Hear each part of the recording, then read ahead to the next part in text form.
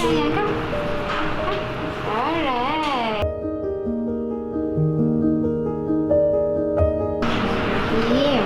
It's okay. It's okay.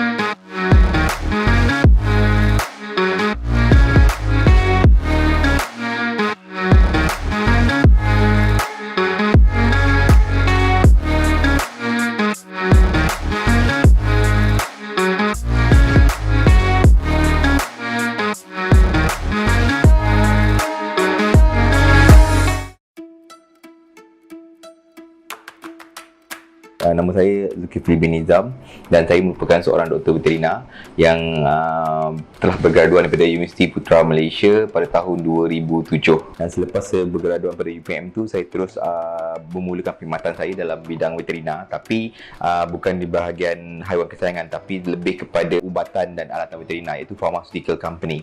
Pharmaceutical company itu saya berkhidmat dalam lebih kurang 4 tahun, dan selepas saya berkhidmat 4 tahun dalam bidang pharmaceutical, iaitu tentang ubatan, dan seterusnya saya pergi ke bidang haiwan kesayangan dan terus membuat atau membina klinik saya sendiri, iaitu Klinik Dr. Miao, bermula pada tahun 2011 sehingga 2020 sekarang. Dan rutin harian biasa lebih kepada pagi kita akan masuk ke klinik. Pertama sekali bila kita masuk klinik, kita kena check kucing-kucing yang ada di bahagian ward yang kita tahan.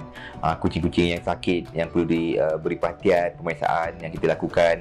Check semua kucing-kucing di ward dan juga kucing-kucing yang nak dilakukan pembedahan. Kucing-kucing yang nak dilakukan pembedahan, kita buat persediaan dengan veterina assistant atau pembantu veterina sebelum kita lakukan pembedahan. Semua klinik Dr. Miao ni kita beroperasi bermula pukul 11 pagi sehingga pukul 8 malam. So pada pukul 11 pagi selalunya semua kes-kes di bahagian ward dan juga kes surgery telah dilakukan dan selesaikan, dan kita kemaskini pada semua klien ataupun owner kepada semua kes tentang status kesihatan kucing mereka. Dan selepas tu pukul 11 tu baru kita buka walk-in cases, dan proses tu berjalan untuk kita ambil kes yang biasa, cek kucing tu satu-satu, dan rawatan diberikan. Ada kucing yang kita tahan ward dan kita akan tahankan ward, dan benda tu berlangsung sampai petang. Dan seterusnya sebelum kita tutup kita punya klinik, pemeriksaan kucing di bahagian ward kita lakukan sekali lagi untuk pemeriksaan lain sebelum kita keluar dari klinik tu juga.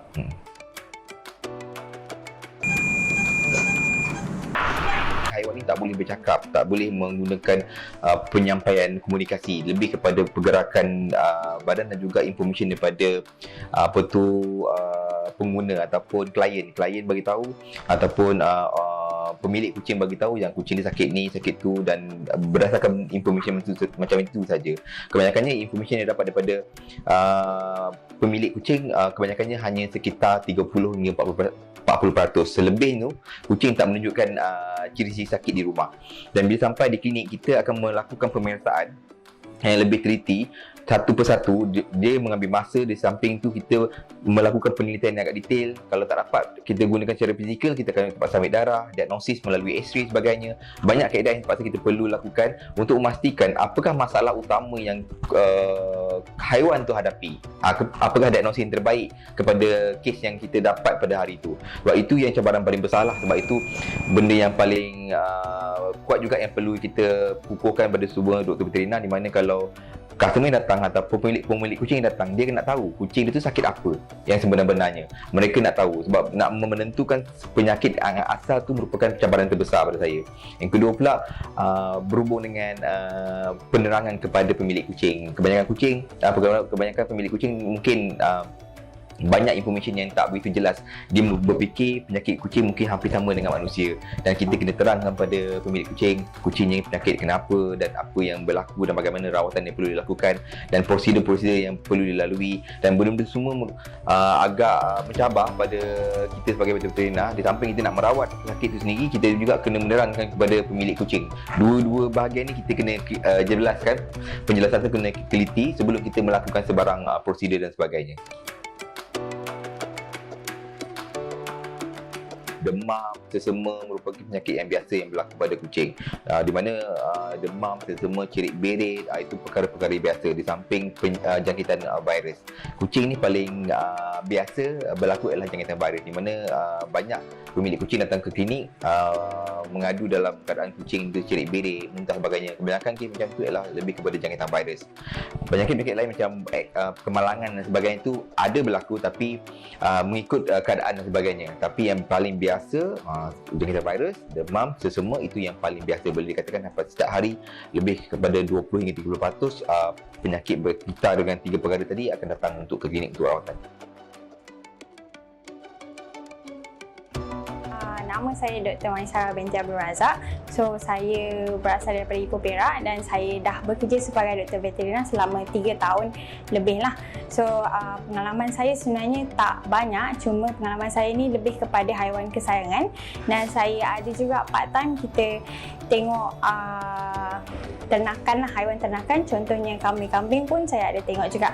Tak semestinya dekat klinik sahaja, dekat ladang-ladang pun ada kadang-kadang lah. Okay, so bermulanya macam mana berminat dengan veterina ni adalah bila kita sendiri bela kucing. So bila kita ada kucing dan kadang-kadang kucing kita sakit, kita nak dia orang baik. So bila kita dah kerja dalam bidang veterina ni sendiri, kita puas hati bila kita dapat treat lah. So permulaan dia sebab kita sendiri ada kucing dan kita nak kucing tu sihat. Dan setiap kali saya treat semua ekor kucing, semua kucing yang datang ataupun binatang-binatang lain yang datang, dia rasa puas bila kucing tu dah sihat lah. Assalamualaikum warahmatullahi wabarakatuh. Nama saya Dr. Nur Atika binti Uthman. So macam mana kita nak menarik golongan muda untuk minat dalam veterina ataupun nak sambung pelajaran ke arah veterina? Pertama sekalinya, setiap golongan belia mestilah kena ada minat lah dalam bidang veterina ni. So bila dia dah habis belajar dari matrik ataupun college biasa ataupun dari diploma, dia boleh apply ke UPM ataupun ke UMK, di mana dua universiti ni menawarkan kos untuk fakulti perubatan veterina lah. Jadi kos ni dia selama 5 tahun. Jadi lepas daripada diploma ataupun matrik, dia boleh apply terus. Jadi kalau untuk UMK dia perlu interview dulu. So bila dia dah lepas, dia boleh masuk ke universiti UMK ataupun UPM lah, yang dia apply melalui UPU. Testing 1 2 3 testing. Okay.